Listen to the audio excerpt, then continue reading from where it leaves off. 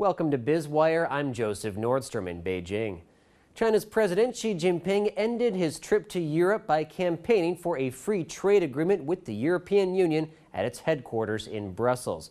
Before leaving, Xi also gave a speech in the historic Belgian city of Bruges on international relations, saying that stability is an important prerequisite to raising standards of living around the world.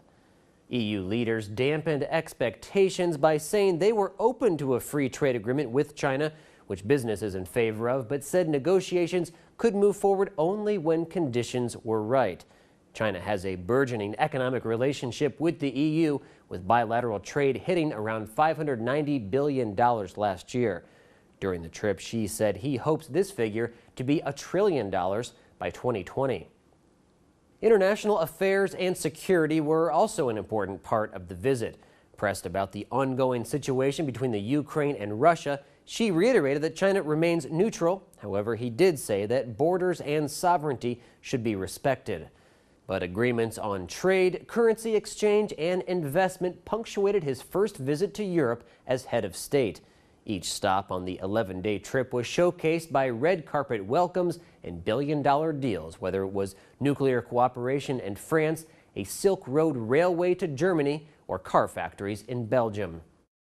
But beyond those headlines, Xi Jinping's trip shows China's continuing coming of age as a major player on the world stage. This is the kind of milestone that state-run media in China will have a propaganda field day with, promoting the long-awaited rejuvenation of the Middle Kingdom. Yes, there were protests about human rights, and German President Angela Merkel lectured him on the importance of free speech, but Europe made it clear that it needs China like never before.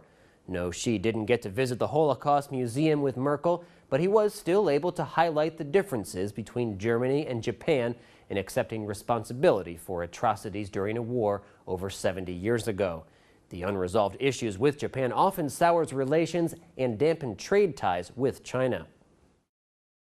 The emergence of China as one of the world's great powers comes at a stage in its development when codependency with Europe could be healthy for both.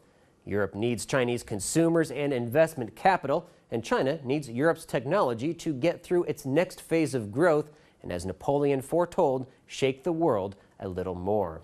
You're watching Biz Wire on the Blue Ocean Network, China's first and only privately owned English-language broadcast media.